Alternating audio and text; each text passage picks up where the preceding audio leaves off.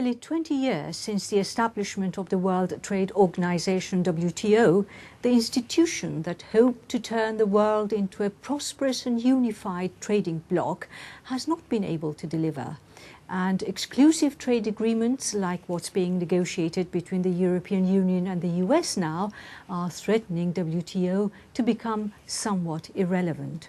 I'm joined by Pascal Lamy, the outgoing Director General of WTO, who has been at the helm for the past 8 years.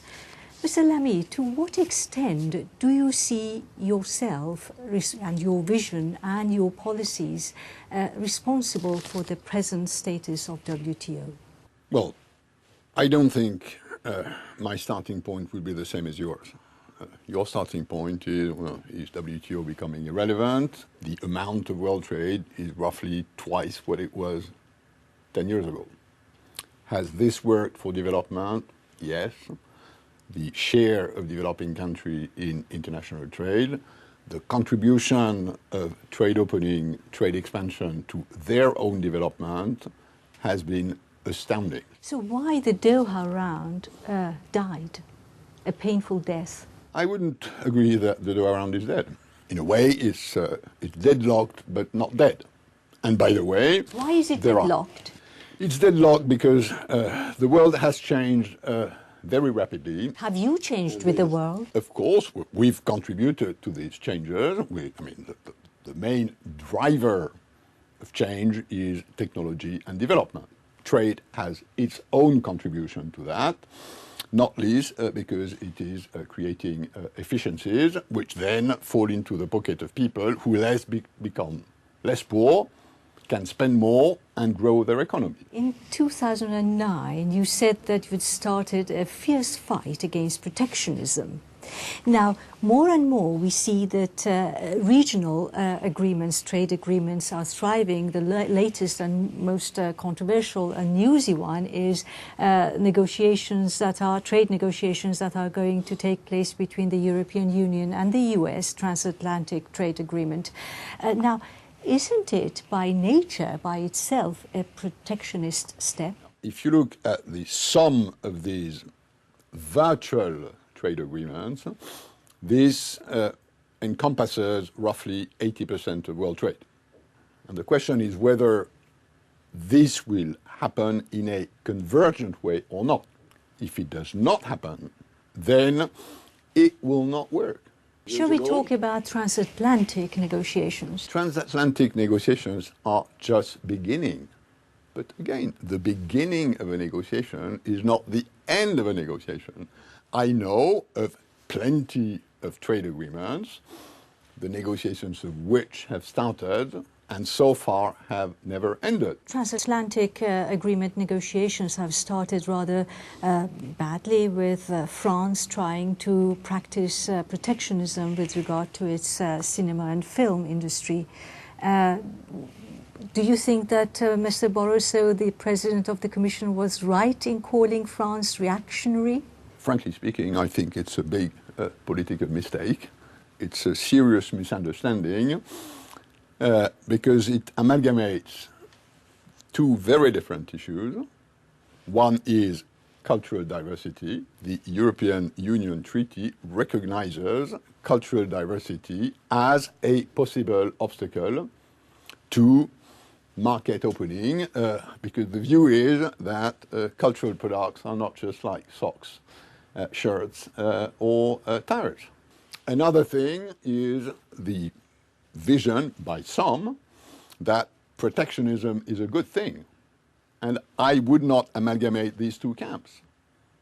I totally agree with Mr. Barroso that deglobalization, that this notion that protectionism is the way ahead, is a reactionary attitude. Seen from the WTO, countries keep the capacity or not to open their cultural services if they so want. There is no obligation. It looks as if non-tariff issues are potential problems in the negotiations. I would follow you on this one.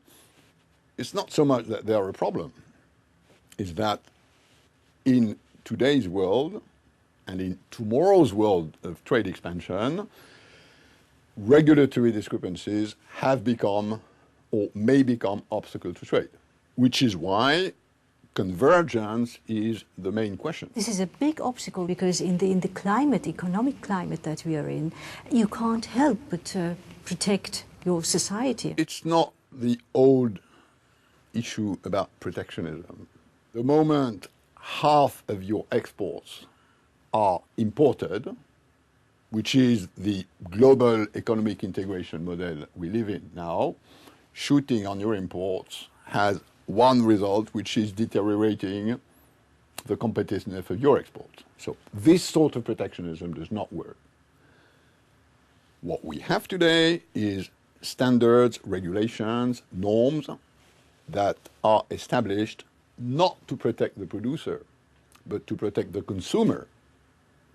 What will be at stake is whether the Europeans and the Americans can share a similar concept of precaution on GMOs, on poultry dechlorination water, on data privacy. If there's no producer, that is, if people are not working in factories and in offices, then there will be no consumer. People wouldn't be able to buy things if they don't have jobs. The history of human economic development, economic progress, hence social progress, hence poverty reduction, has always worked by substituting a less competitive activity with a more competitive activity. What matters at the end of the day is whether this overall is jobs creating. And the answer to that is yes. So in a nutshell, you think that the European society as a whole, countries as a whole, would, in crisis at the moment, would evolve itself to prosperity? I think this is perfectly doable. The engine for that remains trade expansion. There needs to be conditions which pertain to the quality of domestic policies, of social systems, of education system, of capacity to innovate, to promote entrepreneurship. The countries that have been doing best in globalization are the ones who have improved their social systems. So Lamy, you're going to leave the helm to Mr. Azevedo in September. Is he going to continue with your vision? I have no doubt that he is the most qualified to do that. And where's the next stop in your CV? Brussels, perhaps? I will start thinking about what I do next, while recognizing that I'm 66 years old, which is not exactly the same problem as when you are 36 years old. I'll start thinking about this after 31st of August midnight, which is the moment where I will formally hand over. Pascal Lamy, thank you very much My for pleasure. joining us.